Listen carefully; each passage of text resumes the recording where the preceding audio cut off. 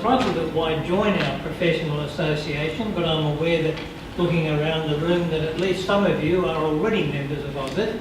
So I suppose I could say why join our professional association, or why remain in it if you have joined it. So all the way through here, if I say why join, think of it as being why join or why stay. I want to offer a number of reasons why you should join or stay in our professional association. The first is the one that Erica was just hinting at. We all need to connect with our colleagues. Unfortunately, even for people who are interpreters, we are a very isolated profession. If you're a translator, even more so. That we just don't. If you're a translator and that's all you are, you hardly ever see your colleagues. Even as an interpreter, you often only see your colleagues if you're interpreting in court, for instance, and there happens to be another case involving the interpreter and you're sitting at the back and you can watch. Or perhaps sometimes you meet some of your colleagues when you're interpreting in a hospital and there's a number of interpreters waiting around. But other than that, we're quite an isolated profession. And unlike other professions, in other professions, a lot of people see each other's work a lot of the time. If you look at people like doctors or lawyers or accountants, they're seeing each other's work all the time. As translators or interpreters, we don't get to see our colleagues' work all the time. So we can't, in a lot of cases, measure ourselves against our colleagues. Whereas a doctor, doctors can measure themselves against how their colleagues are doing all the time. Even if we've had training, and a lot of us, of course, haven't had the opportunity to do training through no fault of our own, there was just none available, even with training, we're always at risk of doing things the wrong way. I think back to when the first few interpreting jobs that I did, and I can think of things that I did wrong because I was so new to it, so green. So we're at risk if we don't frequently talk to our professional colleagues. If we do talk to our professional colleagues, share experiences, the risk of doing something wrong is much lower because we're all learning from each other. And AUSIT, in fact, provides opportunities for us to meet our professional colleagues. One is through face-to-face opportunities, such as this professional development, PD, I'm just going to call it PD from now on, PD sessions, networking events. Before we came in here, you were all standing out there talking to each other. And in some cases, you might have been talking to people, colleagues, they are in fact your colleagues, but you hadn't met them before. And when you do, it's fascinating, the insights that come out. But also, AUSIT enables us to talk to each other or meet our professional colleagues electronically. And AUSIT has a general forum known as the e-bulletin and a number of specific language-specific e-forums that enable professionals, translators and interpreters, to talk to each other. On the Indonesian and Malay forum, for instance, we had a discussion quite a few years ago now. When we're in court and the witness or the accused is asked to swear the oath, I swear that the evidence I shall give in this case shall be the truth, the whole truth, and nothing but the truth. Sound familiar, that one? Okay. We had a discussion in the Indonesian and Malay panel. If we're in court doing that one, how are we going to translate that? So we all agreed on a standardised version of that, so we were all going to use the same version. So that you're not getting different versions of the oath. Now that's the sort of thing that you can do with some of these electronic e-forums, that you can talk to each other about those sort of things. quite frequently will get a post on the thing, I'm doing a translation at the moment and I've just come across this word, I can't find it in any of the dictionaries that I have. Does anybody know what it means? Or I'm translating this word, I know what it means, but it seems a really odd context here. Anybody got a good suggestion for how to translate it in this sentence? I know what it means normally, but this seems a very odd use of it. Anybody got some good suggestions? Okay, so that's the first one, because we all need to connect with our colleagues. Secondly, because it enables us to develop our professional skills, again going back to what Erica has just been saying. Now, passing a NATI test or completing a formal course doesn't mean we know everything. When I was teaching here at RMIT, is what I used to say to the students over and over again, especially at the end of the semester. This is just the beginning of the journey, not the end of the journey. You go up from here, get your NATI accreditation, that's just the start. That's not the end of the journey. We need to continue developing our knowledge and our skills throughout our careers. That's like doctors, like lawyers, like accountants, they all have to do this. There's been a lot of discussion within AUSIT over the last few years as NATI was leading up to introducing the new certification scheme where everybody would have to recertify, and we had a lot of people who'd been doing this for many years saying, as Erica was ending, I've been interpreting for 30 years. Why do I have to prove that I'm still, in fact, a lot of us know of people who've been doing it for 30 years and they've been doing it wrong for 30 years. And I'm not joking. That is in fact not a joke.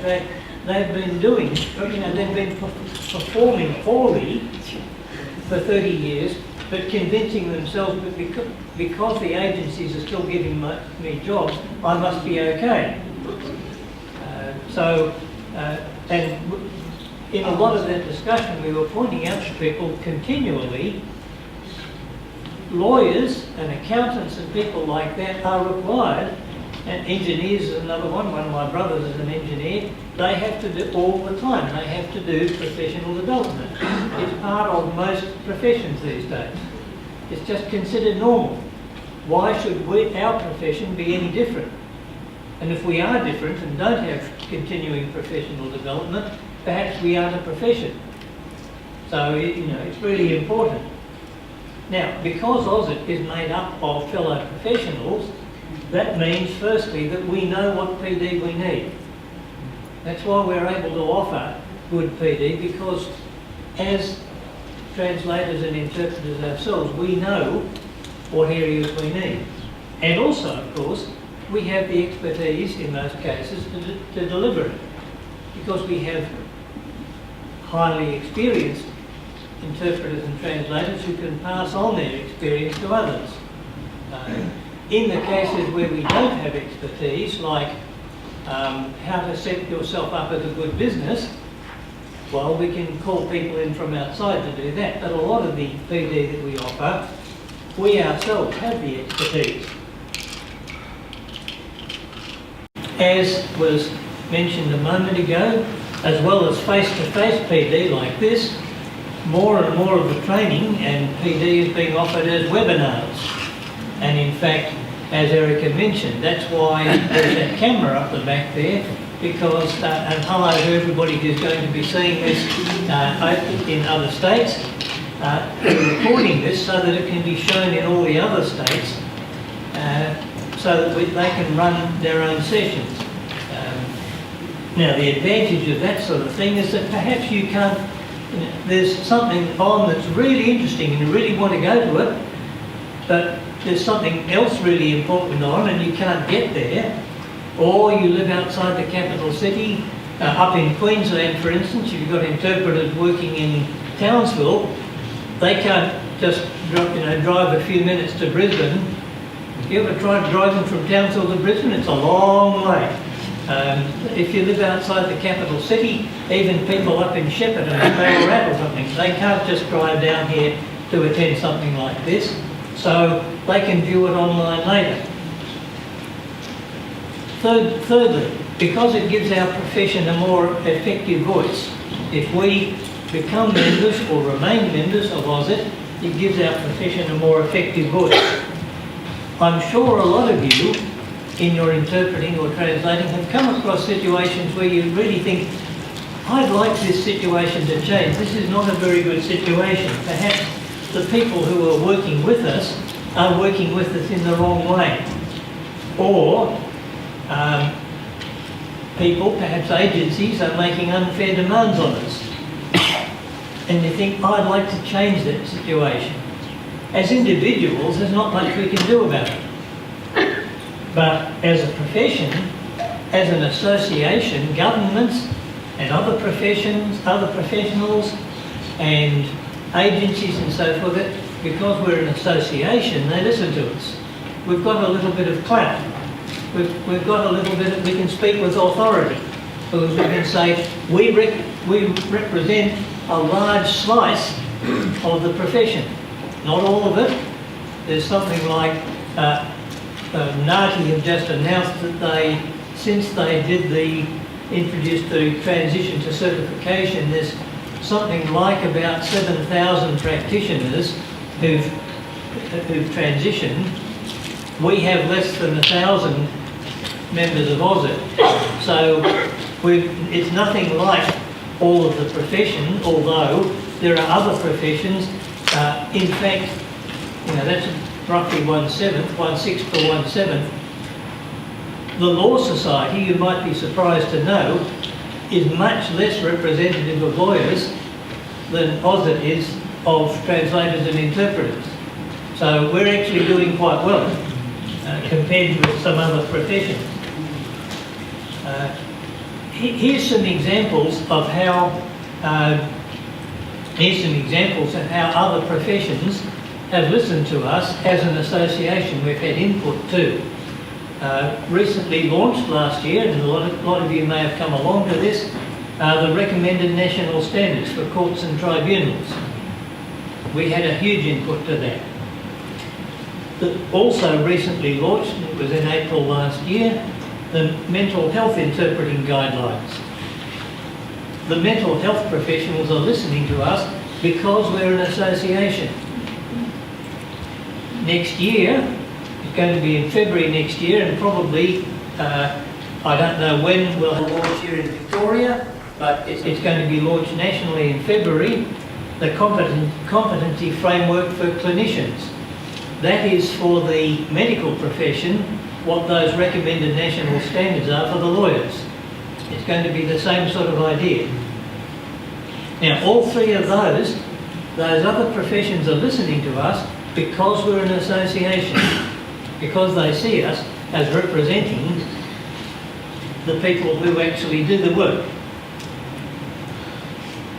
You should also, well, I know I'm talking about AUSIT at the moment, but I'm also a member of Professionals Australia, and so are a number of other people here.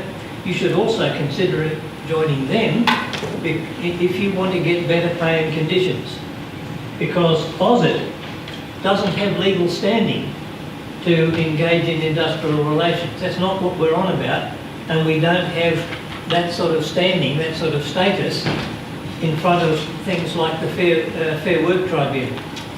If we went to the Fair Work Tribunal, they would simply say, who are you? You're not an industrial organisation, we're not going to listen to you. Whereas Professionals Australia is. Fourth reason for being a member of AUSIT or remaining a member of AUSIT, because it marks us out as ethical professionals. As we've mentioned earlier on, we are the people, we are the organisation that wrote the Code of Ethics and the Code of Conduct. That's something all professions do. All professions. Accountants, maybe hard to believe sometimes, but I suppose even bankers have a Code of Conduct. We know how much that's worth, but yeah, all professions, in fact, set out codes of conduct. That's part of what makes a profession. If we're to call ourselves a profession, we have to write ourselves a code of conduct and then stick by it. As members of AUSIT, that we are publicly declaring, I have undertaken, I have committed myself to sticking to a code of ethics. Because we don't do it, we do it very, very rarely, but if necessary, we kick people out of AUSIT if they disobey the code badly enough. And because we have a code of ethics, other professionals are more likely to respect us because of that fact. A final reason, a more mercenary reason, is because we can get various benefits more cheaply. One of the main ones is PD events. We have set our prices for PD events at 1/2 to 1/3 of what the non-members are paying. And in fact, the difference is significant enough that you only have to attend about 3 or 4 PD events a year, and the difference you've made up in cheaper rates has already covered what you paid in membership fees, on top of all the other benefits you get. Another very important one is professional insurance at group rates. Because we have a group arrangement with an insurer, we can get much cheaper rates. The sort of insurance I'm talking about, well, 2 types. One is professional indemnity. That is, that covers you if somebody sues you because you make a mistake in your interpreting or translating, and that causes the other person loss. They can sue you. Now I've got cover through this system. I have cover of $10 million. The other one is public liability.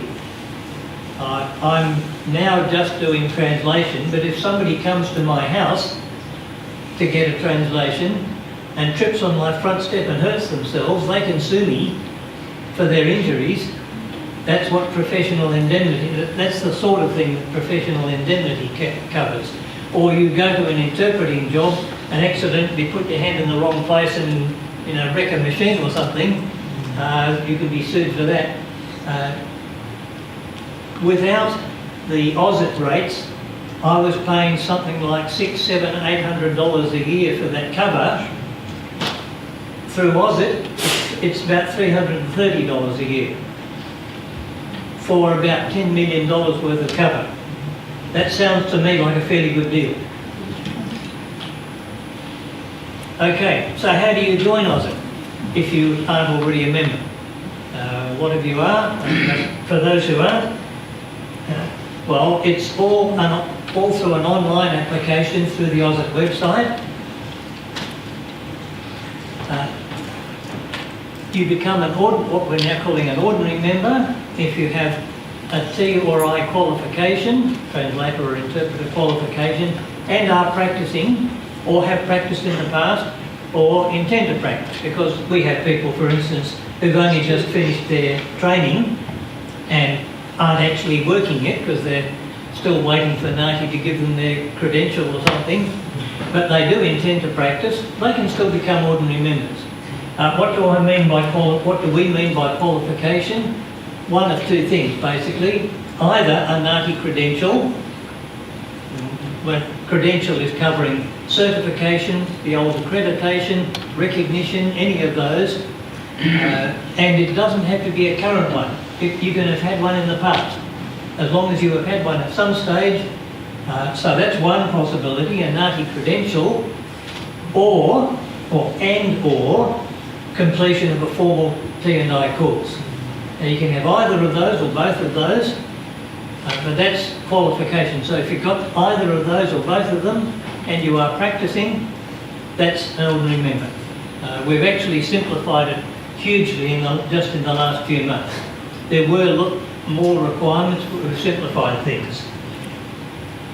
So when you apply, be prepared for the fact that we're going to ask you for your NATI number or numbers, because I've got an old number and a new number, because I still retain some of my old accreditations.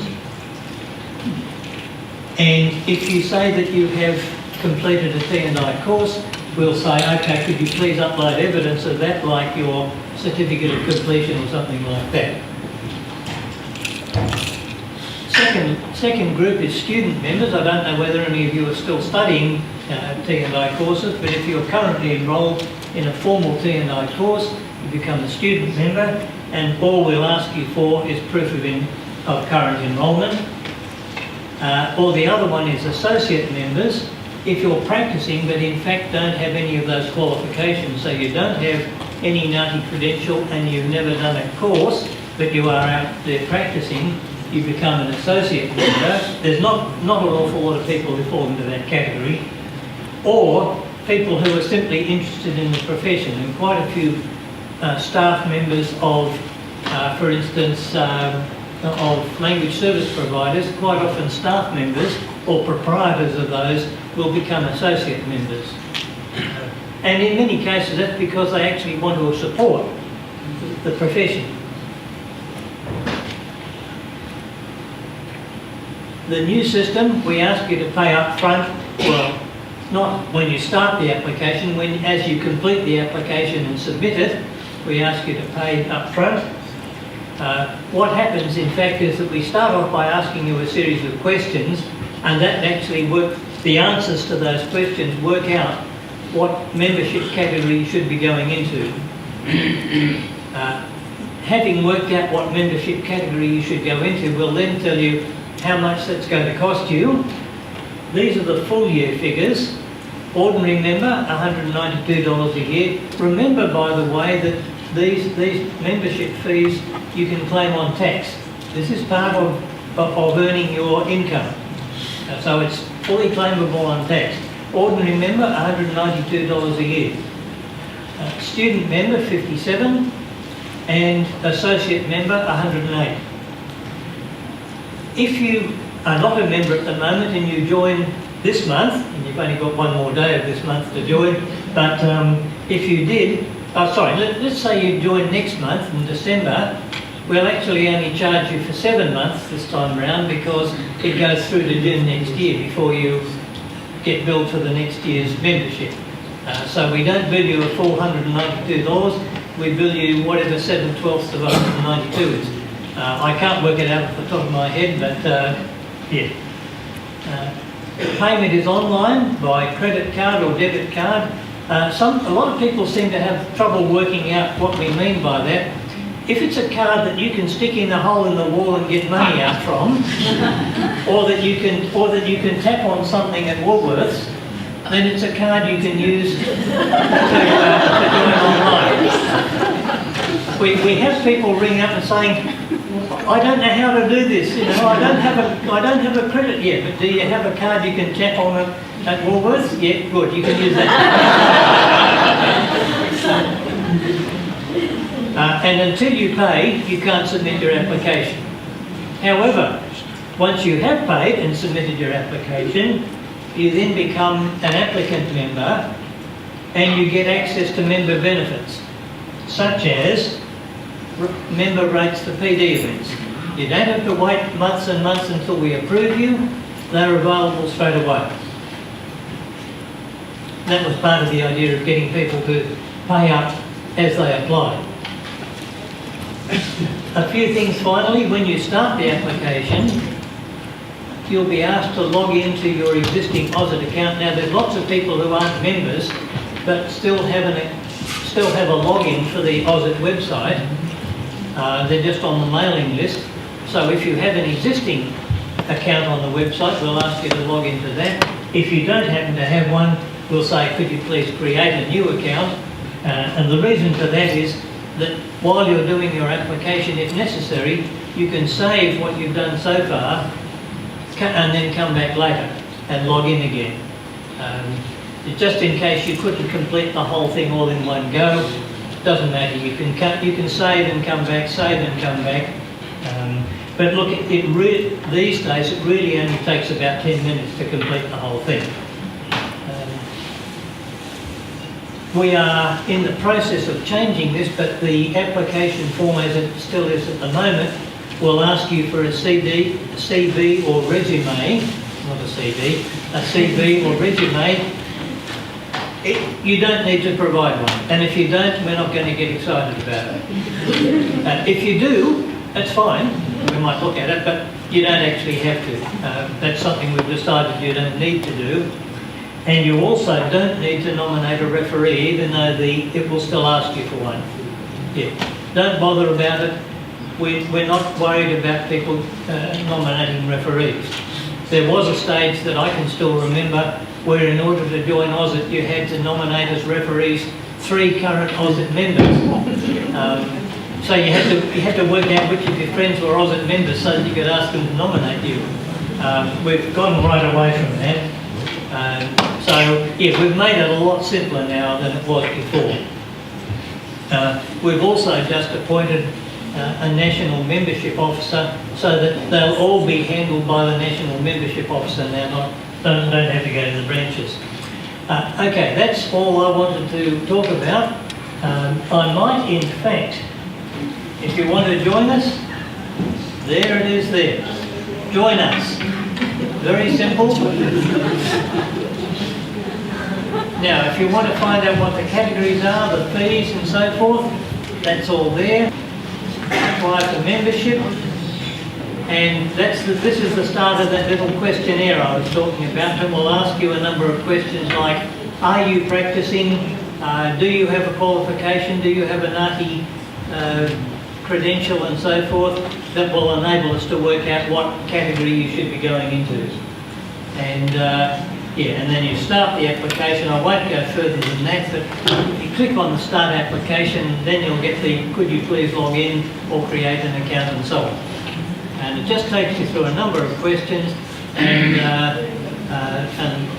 away you go. So it's all fairly simple, it's all online, although we do still get people saying, haven't you got a paper one as well? But the way I look at it is that if you're an interpreter, and particularly if you're a translator and you don't have a computer and know how to do things online, you're in big trouble. You're in big trouble. You've got big problems. But okay, so there's just a very quick tour through to that part of the AUSIT website if you're looking to join us. So that's all I need to. That's all I plan to say at this stage.